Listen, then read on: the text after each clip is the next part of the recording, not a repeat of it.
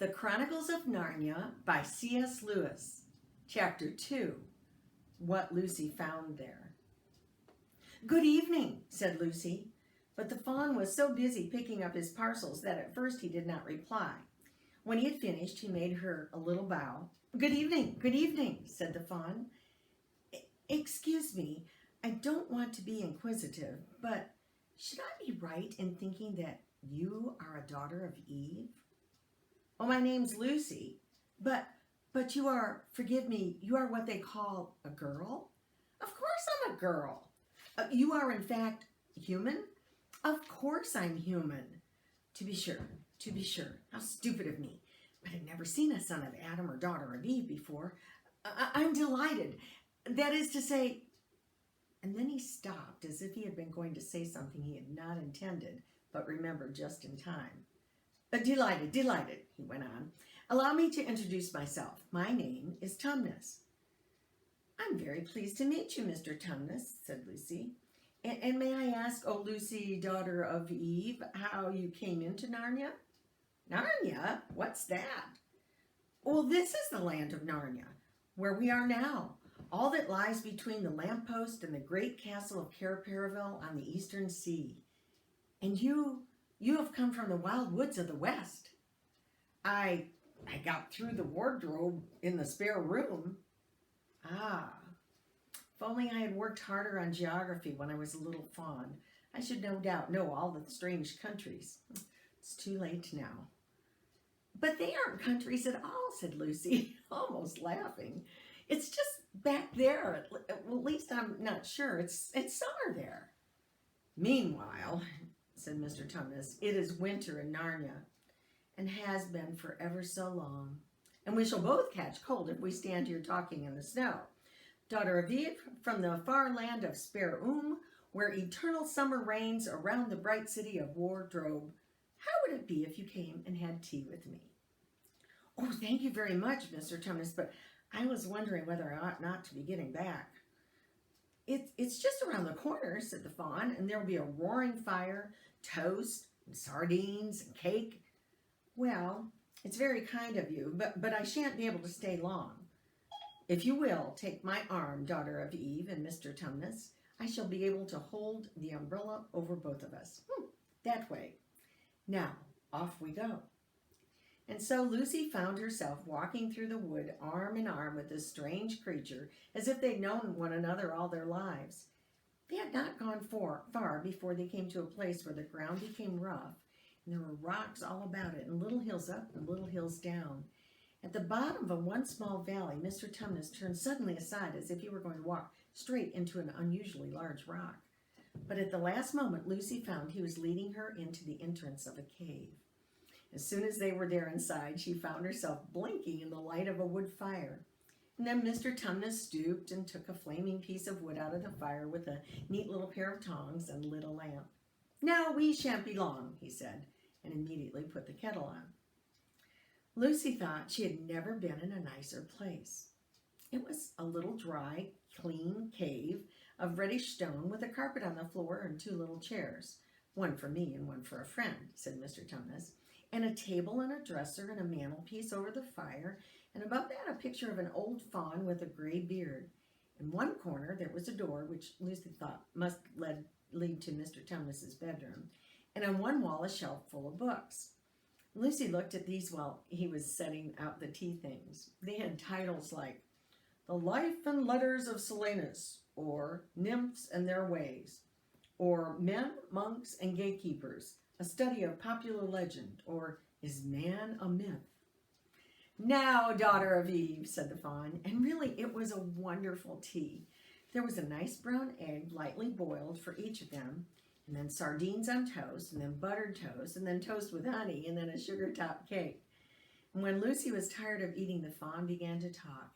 He had wonderful tales to tell of life in the forest. He told about the midnight dances and how the nymphs who lived in the wells and the dryads who lived in the trees came out to dance with the fawns, and about the long hunting parties after the milk-white stag who could give you wishes if you caught him, about feasting and treasure seeking with the wild red dwarfs and deep mines and caverns far beneath the forest floor. And then about summer, when the woods were green and old Silenus on his fat donkey would come to visit them, and sometimes Bacchus himself, and then the streams would run with wine instead of water, and the whole forest would give itself up to jollification for weeks on end. Now that it isn't always winter now, he added gloomily. Then to cheer himself up, he took out from its case on the dresser a strange little flute that looked like it was made of a straw, and he began to play. And the tune he played made Lucy want to cry and laugh and dance and go to sleep all at the same time. It must have been hours later when she shook herself and said, "Oh, Mr. Tumnus, I'm really sorry to stop you, and I do love that tune, but really, I must go home. I only meant to stay for a few minutes." "It's no good now, you know," said the fawn, laying down his flute and shaking his head at her sorrowfully. "No good?" said Lucy, jumping up and feeling rather frightened. "Oh, what do you mean? I've got to go home at once. The others will be wondering what happened to me." But a moment later, she asked, "Mr. Tumnus, whatever is the matter?" For the fawn's brown eyes had filled with tears, and then they began trickling down his cheeks. And as soon as they were running over the end of his nose, and he was covering his face with his hands, and he began to howl. "Mr. Tumnus," said Lucy in great distress, Don't! What is the matter? Aren't you well?" But the fawn continued sobbing as if his heart would break. And even when Lucy went over and put her arms around him and lent him her handkerchief, he did not stop. He merely took the handkerchief and kept on using it, wringing it out with both hands whenever it got too wet to be any more use, so that presently Lucy was standing in a damp patch. Mr. Tumnus started to shake him. "Do stop! Stop at once! You ought to be ashamed of yourself, a great big fawn like you. What on earth are you crying about?"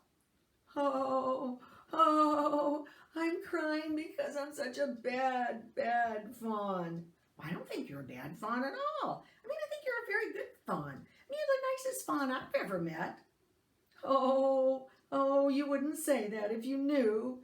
No, I'm a bad fawn. I don't suppose there ever was a worse fawn since the beginning of the world." "But what have you done?" "Well, my old father now, that's his picture over the mantelpiece, he would never have done a thing like this." "A thing like what?"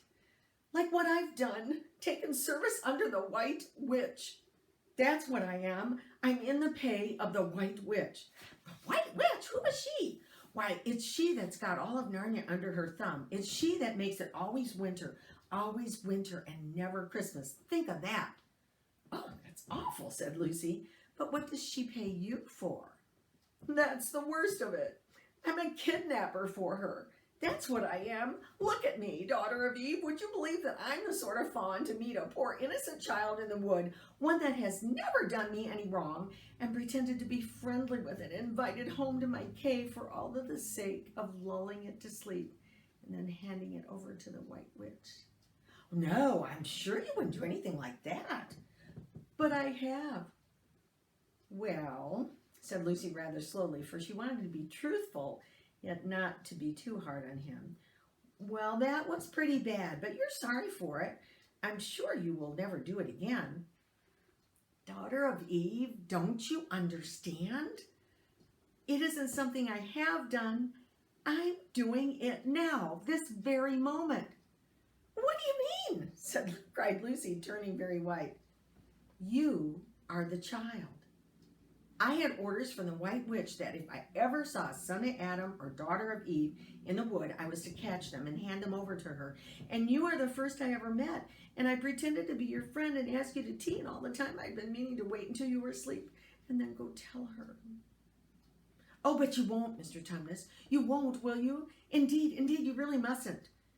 "And if I don't," and he began to cry all over again, "she's sure to find out, and she'll have my tail cut off, and my horns sawed off, and my beard plucked out, and then she'll wave her wand over my beautiful cloven hoofs and turn them into horrid solid hoofs like a wretched horse's.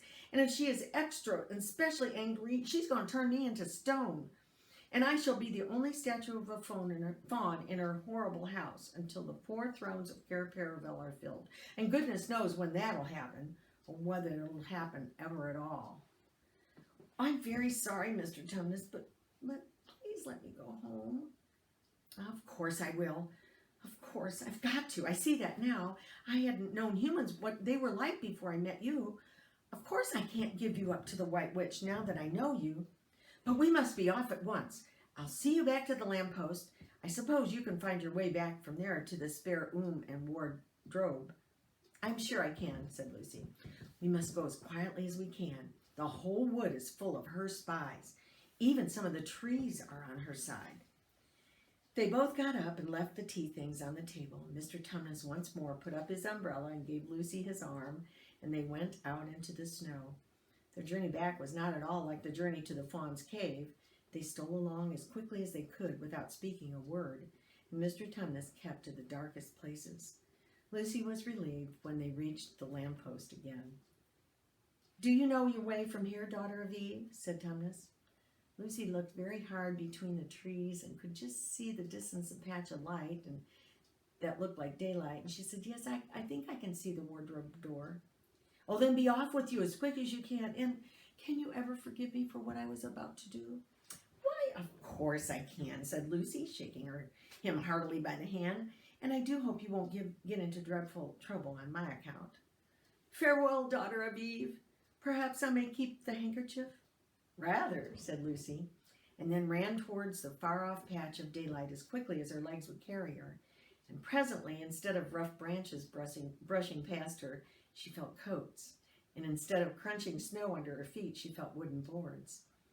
And all at once, she found herself jumping out of the wardrobe into the same empty room from which the whole adventure had started. She shut the wardrobe door tightly behind her and looked around, panting for breath. It was still raining, and she could hear the voices of the others in the passage. I'm here! I'm here! I've come back! I'm all right!